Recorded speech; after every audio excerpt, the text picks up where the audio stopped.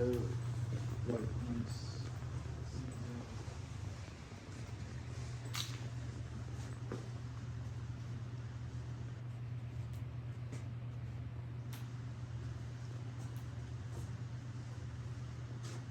Ask that while we're inside the cave here, you guys will refrain from touching the rocks, as the salts and oils in our skin will deteriorate the rock over time. Now, no food or drink in here other than bottled water, no flashlights other than what I have here because they can become a safety hazard, and all the other rules apply to bigger groups, so should be good to go. Y'all head on into that orange gold on the right. I'm gonna close this thing.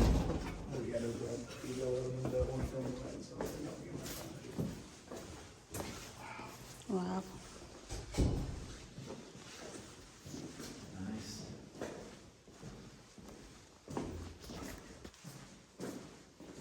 Vicious.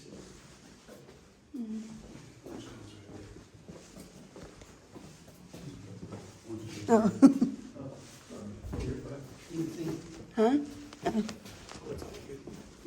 sure y'all have this temperature shift as you step in here from outside. That's because it'll stay a fairly consistent temperature of around 52 degrees in here year-round. Now, this temperature never really changes. These rocks thankfully keep it so well insulated in here that it could be 110 degrees outside or negative 30, and it will still be 50 in here regardless. And the water will stay around 40, 43 degrees depending due to pretty much the same reasons. Now, down off in the stream here, you guys may notice a couple of our trout swimming around through this particular area. Now, they do have a good variety of brown, speckled, and rainbow trout to see in here today. So feel free to check these guys out if you find them. Other critters that we had a chance of encountering in here as well include centipedes, millipedes, salamanders, newts, cave crickets, crawdads, spiders, and of course, bats. Yeah. But it is actually just a little bit of time before our bats are supposed to be coming back. They usually stay here from December to around late February, early March. So the ones that we know haven't quite cycled themselves back to us yet. But there's still a small chance that we could see one, especially with it being this late in the year. So if you happen to see the random bat fluttering around in here today, do feel free to let us know so we can start off our counts for the year. All right.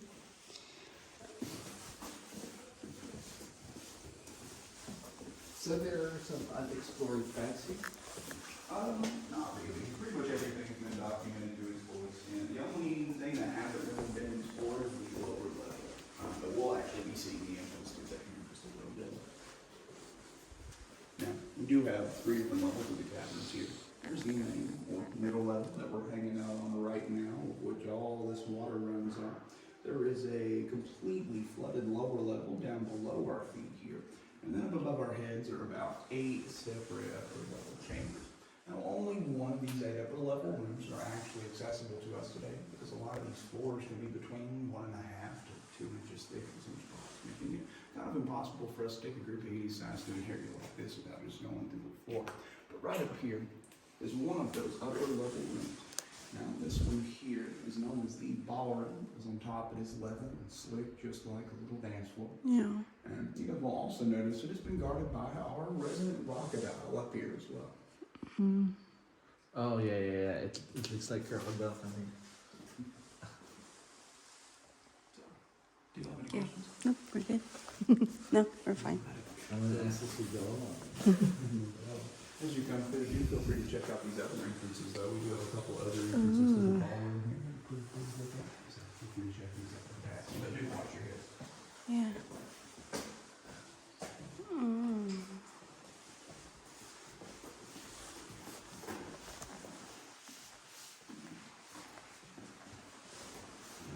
Here, sort of our beautiful flowstone formations that we call battle. Now, this is again known as flowstone and dripstone. As water makes its way on down through the various cracks and crevices here in the mountain, it's picking up a whole bunch of different minerals. You have calcium, iron oxide, copper oxide, just to name a few. Because that heavily mineralized water colors, it'll look more like this mighty stuff up and through here. But of course, the later stages leave us with these beautiful flowing formations that we'll see quite a few of as we make our way on through here today.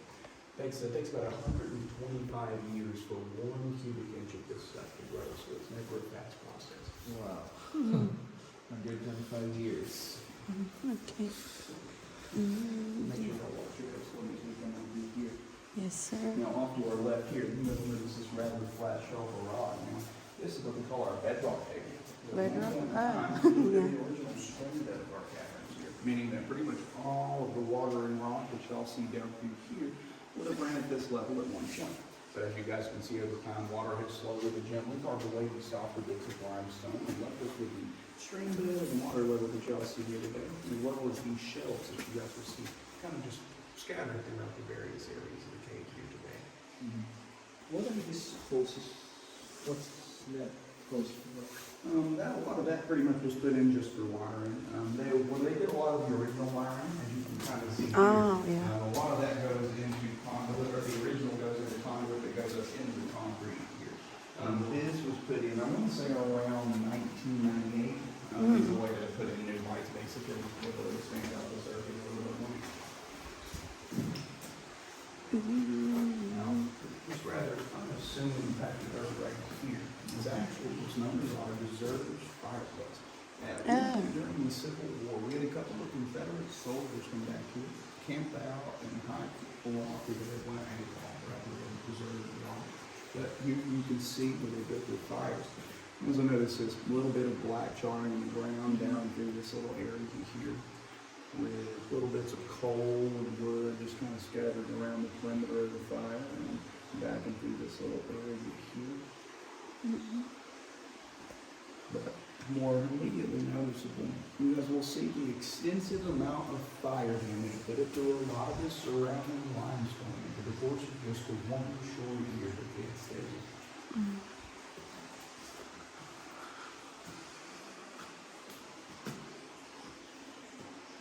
Now, unsurprisingly enough though, well, under their arrest, of course, was all of these fires that they were building. Now, these guys didn't have a clue that all that smoke from their fire was going to go through the mountain here with all the heat, turning this place into a huge chimney with a whole lot of smoke pouring over the top of it. So, all the local law had to do was follow that little smoke trail straight to this location. These guys really rested on the spot, and that was pretty much the end of it right there. I thought it was a smart move because it's heated, but the smoke.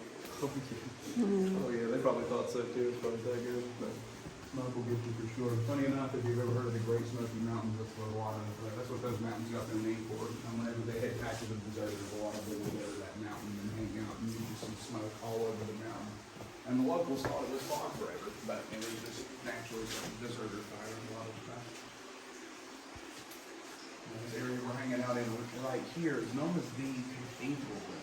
Roughly 23 feet from ceiling to floor, making this technically the largest room here in our little cabin. You guys will notice up at the very, very top here, with these particular formations look as if they were broken off prematurely. And this was actually caused by a series of hurricanes that hit North Carolina back in 1940 that caused this entire cavern to fill to the brim with water, you can imagine. The sheer water pressure ended up knocking off a lot of the smaller stalactites in this area here. And some of the chips that we'll see broken off the other larger formations throughout the cave here today as well. As we round this corner here, when you guys will look up, you'll see more of that beautiful flowstone that I showed just a minute ago. Now, this particular bit of flowstone here is known as our wedding scene. You can see the priest in the middle here, the bride and groom kind of kneeling down here to speak as if they're praying with the flowstone curtain there at the bottom of the altar. So you feel free to check this out in passing if you wish. But do make sure that y'all take extra care coming down this ramp here. This evening we slick, so try to hold on to that handrail and make your way on down there.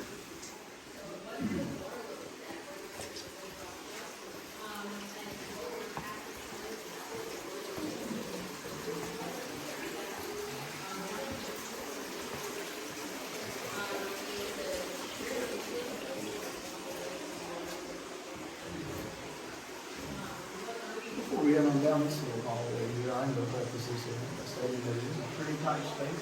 Usually we're having to cram about 15 people into this thing, and thankfully we're not having to cram that many people in here, so it's not going to be as tight as it usually is. But if you feel uncomfortable at any point in time, just let me know and I can get you safe on out, no problem. But make sure you get anything valuable that you have that as security to you as you can, because you're going to be standing over a really deep pool of water. And if you do feel free to touch all the walls down through here. This is pretty much the only area we allow, so you feel free to touch. But Okay. you go down to the very end down there for me. I'll be in right behind you. Just make sure you watch your head.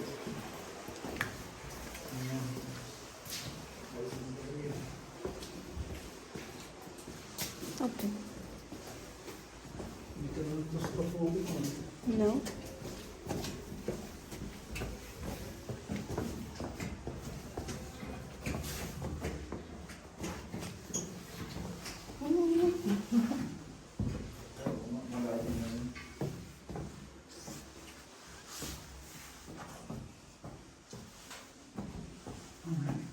So, now, below our feet here, you should be able to see at the bottom of this pool.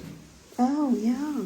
Now, back in the day, they dropped a 255-foot weighted chain all the way down. Wow. And never fell to hit bottom. So naturally and satisfied with this answer, they brought a couple of scuba divers back here to see if they could find a true depth of this area or find anything remotely interesting down there. But after a failed dive of only being able to get down 10, 15 feet due to the tight spaces and sharp rocks, they decided to recreate that first experiment, an even longer chain of about 600 feet in total, to absolutely no avail whatsoever. This chain still did not hit bottom. So to this day, even after further testing and more recent technologies, they still really don't have a clue how deep this thing actually goes. You Rather want to get not. off this thing? Yep. All right. So we're going to make our way on back and do here. Just do make sure that you watch your head as you come into this area. Yes.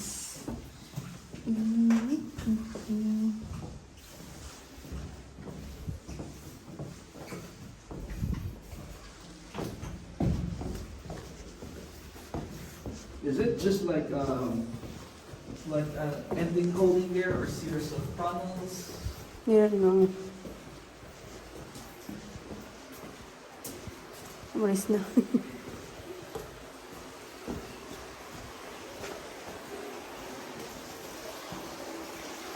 Is that like chambers in there or series of funnels that they Not as far as we know, not really. I know they did a sonar back to that area, and they weren't able to really get it far enough back to really see where that main pathway goes, but they found a couple of chambers just kind of out into this general area here that possibly links up to down through there. Okay. Make sure y'all watch your head when you come through here.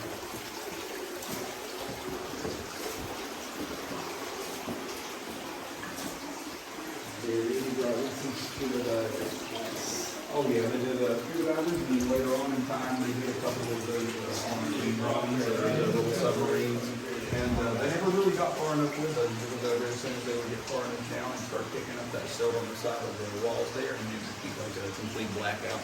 We're going to back to the right real quick, though. We're going to let these guys on by here, and then we should be good to continue on for ourselves. Sorry about that. That's okay. And just watch your head coming through here.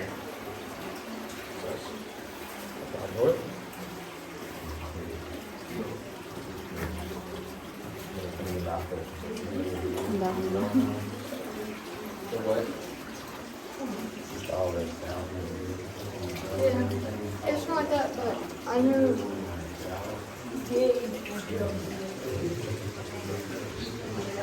We come on through here. There's a lot of this sort of volcano formation right up here. You can see the top of the mountain up there towards the ceiling, spin out a little smoke for us with that flowstone lava coming down towards us here. So do feel free to check this out in passing if you wish. But also, we don't really have any super precious gemstones or minerals here. No diamonds, no rubies, no sapphire, nothing really extravagant or expensive like that. But we do have one semi-precious gemstone that I can show y'all right here. Now, this is known as carnelian. It's otherwise known as cave onyx or pink onyx. And this stuff is commonly found in areas with high concentrations of calcium and iron oxide that undergo some form of great pressure. In this particular case, this was all formed under the weight of a forming mountain. So, do feel free to check these portions of rock out as you guys come on through. Just make sure that y'all also watch your heads on this low hanging archway of rock that we're about to head under here as well. Okay.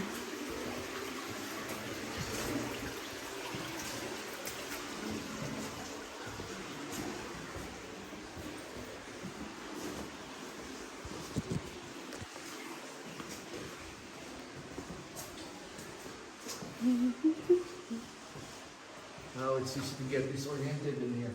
Oh yeah, it's very easy I to thought turn this is around. like cathedral already, but when you hit that. Yeah. And it's funny how many people get intimidated when they get back this far enough if they ask how deep we are, because we're about 2,600 feet from the top of the mountain here, so we got quite a bit of rock over top of our heads. So putting that into perspective sometimes make people freak out a little bit. 2,600 feet. Oh, this Yeah, one's that's what I'm really- about to ask, like, how deep it is. Now, Yeah. this big green thing hanging out of the wall right here. Now, this thing is one of the largest standing stalactites after the flood of 1940. Estimated to be around 165,000 years old and made of pretty much pure calcium and some copper oxide on the outer layer there. Now, it's also known as our yes rock, because everybody that comes through here seems to have a very different idea of what they think this thing looks like. Everything from Batman to Cactus, Penguin, Peacock, Baby Jones, Cthulhu, Kraken, SpongeBob, Body Snatchers, Ghostbusters, various fruits and vegetables, pickled, fresh, or otherwise, you know. Things that have been long list are real strange, sometimes pretty off-putting in this lifetime. But as you come through here, you guys will notice this other big green Lovecraftian monster right up through here. Now this is our frozen Niagara, and this is the oldest, largest, and sometimes the drippiest flowstone formation here in our little cabin. Estimated to be around 6 million years old. So depending on what you subscribe to, she is quite the old rock. Yep, it looks. Now, before we move on up and through, do y'all have any questions? No, we're good. Not yet. That's another upper level rooms that we do here. This was one of the ones that actually had to end up completely gating off after the flood of 1940. That's deep. So the waters from the flood came from up or from down? A little bit of both.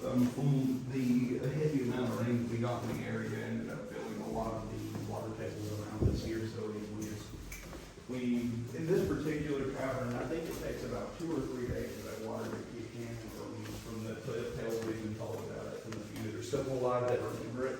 It was just a day, like it was within like 5 or 6 hours that they had already had 10 feet of water in here. So the streams, it was getting flooded from both streams on both sides of the mountain and the rain coming down through, so triple threat. Now, this room we'll be heading through here is known as the Gilpin Room. Now, this is named after John Quincy Gilpin, the man who opened his cabin up to the public back in 1937. Now, off to our side here, you guys will notice this kind of hamburgerish looking material. Yeah. Now, this stuff is known as cave coral, and the way it's formed is a little weird in comparison to the way most formations are made. At one point, this all would have been a somewhat solid, somewhat level sheet of limestone until over time, water would begin to start dripping on it a little. Most of the time, this usually leads to the formation of what we call a stalagmite, or something, or a rock formation that grows from the bottom up, usually caused by a stalactite. When those meet in the middle, they form a column or a pillar like you guys see here. But in this case, the water is a little more acidic than that, so it would start eating its way down through, drilling out these little drip pools or little pockets of water throughout. At the bottom of these drip pools, these sediments and minerals that the water would pick up as it passed through the mountain that would normally go into the formation of a stalagmite, those minerals will begin to collect at the bottom and kind of cling together. And over time, these interlocking, clinging layers of sediment will continue to keep building and building and re-drying and re-wetting until it starts continuously forming this hamburgerish material that you guys see here today. And it usually leaves behind this byproduct known as rimstone, which is the lighter calcium particulate kind of gathering around in these little rims and through here. Okay. But you guys will see drier, older portions of this to your right as you come on through here, and to your left as you go on down the stairs back here. So do feel free to check this out in passing if you wish. But as you come on down through here, do make sure that you watch your steps on these stairs in particular. The middle slits are a whole lot slicker than the other ones, so make sure you're very careful where you place your feet.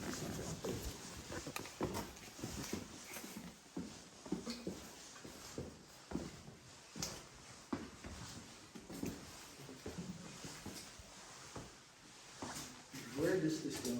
Is that close? Oh yeah, we're pretty much at the maximum torval portion as far as the cabins go here. This goes back, I would say, another 150 feet or so to the pools of water that feeds all this stream through here. Nice. Basically, all that water that flows up from underground kind of feeds into a reservoir, and then that reservoir bubbles up into this over here. So that's all just kind of coming out through here. Now, I do hear tell that there actually is fish back this way. Oh, there are. Wow. Okay, yeah, cool. They weren't lying. What? Okay, yeah, The that's fish? unusual to see them back this far, yeah. Oh, He's just okay. right up under the walkway there. They don't have any food for him, so it's gonna be a little Yeah, I weird. see it. They've been telling me that he's back here, but I just haven't believed him.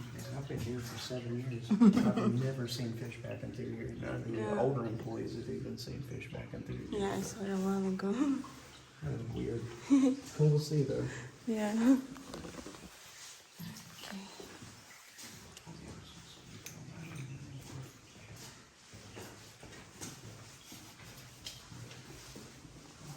We're gonna be hanging out around this one over here for the next couple of minutes. We're gonna try to see how dark it gets in here.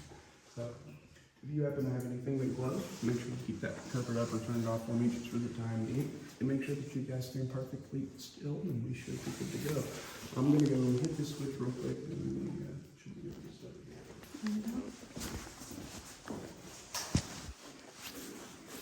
So this line right here is about a half-decent representation of how we would see this cavern as an early cave explorer back in the late 1800s, early 1900s, when cave exploring was beginning to pick up its stride in impoverished areas like this.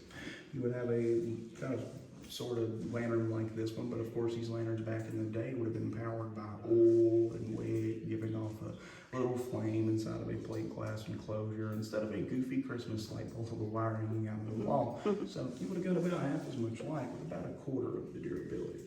Yeah. This is mine though. If you were one of these early cave explorers coming back through here with your trusty old style lantern, you'd have to guard that thing with your life. Because if you barely glance this thing off the wall or set it down too hard or even look at it funny, you're more than likely going to end up in this. Yeah. Beach flag. This is, of course, high definition, total darkness, the 100% absence of all natural or artificial light. And you can find darkness like this kind of simulated in a dark bedroom, basement, submarine, pretty much anywhere you can seal off all outside light and turn off the interior. Here you can only really find darkness like this naturally occurring in about 2 different places in the world. One of them being very deep underground, like we are right now, with no outside sources of light peeking in, and the other being at the very, very bottom of the ocean. Wavelengths of light don't reach down through to a certain depth, making it pitch black, similar to what we would see here. And then y'all are ready to go. You feel, let me know by raising your right hand for me. It's up. It's good. Make sure you watch your hip. As you come on through this area here, you guys will notice this rather large crack expanding the length of the ceiling in this area. And this is a branch off of none other than the Brevard fault line. Now, this particular fault line starts all the way up in Maine and then Oh, goes yeah, all there's the a way fault down to line. Georgia, leaving a bunch of cracks behind it. So this thing is actually responsible for the creation of the Appalachian Mountains as we know them. Thankfully, this thing's been inactive since the late 1800s, and we have people that come in here every year to assure us that it's not going to be active in our lifetime, and we should be in the clear.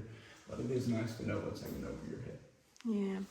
Okay, so I thought there's no fault line in the east. Southeast line. Oh, I thought this was San Andreas in the west coast. I think from what I understand, San Andreas is probably the most active currently active, if I'm not mistaken, fault line in the U.S. But this one's been inactive for quite some time, thankfully. Which honestly intimidates me more. Yeah, like the Y. Yeah, exactly. Like it's just been sitting there like a spring-loaded gun for years now.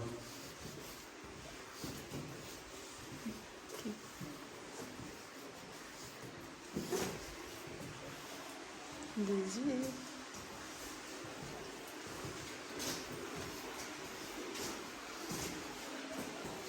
Would take it 6. You said 6 hours for this thing? Oh yeah. Usually, on average, that's if we get like a flood of biblical proportions, like we had in 1940. But in most cases, it usually takes about 2 or 3 days for water to even get up to the point where it's like matching the walkway. So thankfully, it's nowhere near the flash floods that we got back then. As you come on through here, you guys will notice another one of our beautiful flowstone formations that we call Mr. Bone. And he's quite the charming fella. He's also quite the old documented, he's probably the oldest documented formation here in our little caverns, with pictures of this guy going all the way back to 1935, before the place was even officially open. You feel free to check him out. You come on through, but make sure that you'll watch your head for me as we come on through here as well. Okay.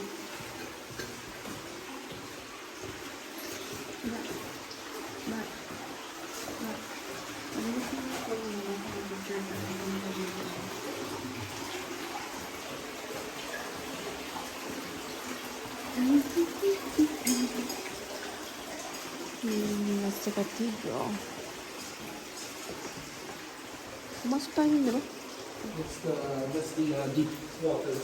I can't remember.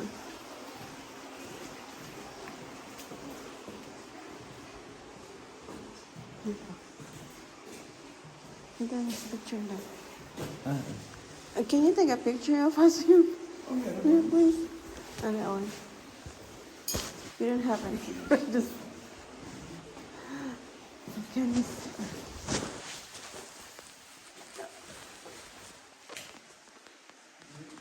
There we go. And cheese. Alright, I'll give it another shot here. A couple shots, I'll go back just a little further. And forward a little bit. Alright, and there we go. Shift back here. Alright. Thank you so much. You're welcome.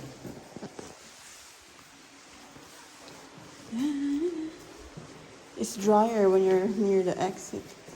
Huh? It is drier when you're near the exit. Oh yeah, this is usually a whole world of weather. And you can see actually how bad of a drought we're in at any given time. You can see the outside Oh, layer yeah. there on the outside. Of So the it's wall. more drought. Oh yeah, that's usually where the water level is Oh, at. okay.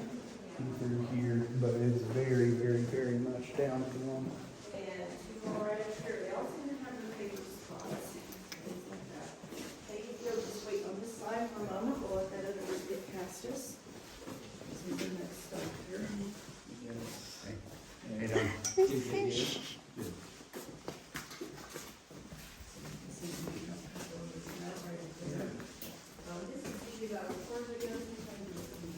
It's very funny how territorial these fish are.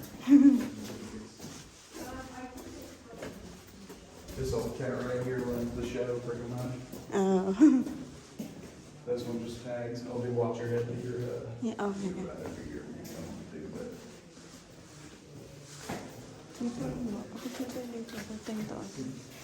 Sorry, can you take a picture on this side? It's in the middle. And cheese.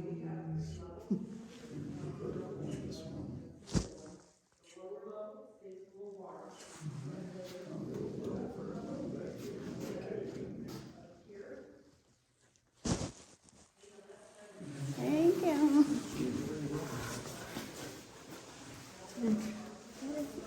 Yes, that's pretty much usually what we have. You guys have a good time? Yeah, really. Yes, sir. All right. We're gonna go up here and stop and step on that real quick, but what that's for is for something called whiteness syndrome. There's several depressing stuff for the end here. Now, what whiteness syndrome is a little powdery white fungus that will grow in our bats here during the hibernation season. This fungus drives them out of hibernation. They go out to look for food that isn't there, and they end up starving or freezing to death due to the cold temperatures. At one point, I believe as recent as 2011, we had almost 200 bats in here, and nowadays we usually see 2 or 3 a year. So it has done a massive deal of damage here. And to keep this from going further, we spray this mat down with a 90% water to 10% bleach solution to make sure that we're not going to be taking this stuff elsewhere. The main point of tracking is going to be on your shoes, and that will eliminate the vast majority of the fungal spores that you will have on you. Thank you guys for participating. Thank you guys for coming out, and I hope you all have a good rest of your day. Thank you so much.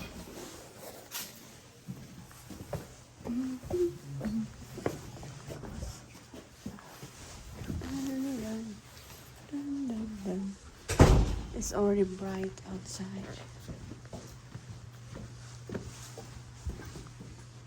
Yeah, bird.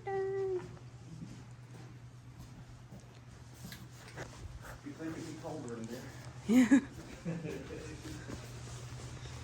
After I put this mat spray down, if y'all will just give that a real quick little step on, step off, you don't have to do much past that. Make sure you give it a split second to dry off before you get back in your car.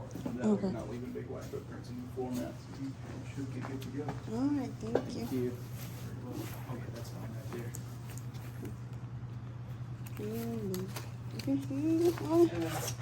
Thank you so much for this door. Thank you. Oh, you don't have to respray that. It should be fine. Oh, sorry. I appreciate it. Oh, thank you for doing that, man. I appreciate it. Okay, all right. We're done. Thank you. Okay. Yeah, we can go here. Oh, yeah, this is fine. I hope y'all have a good rest of your day. You too. The green Okay. is $1.25.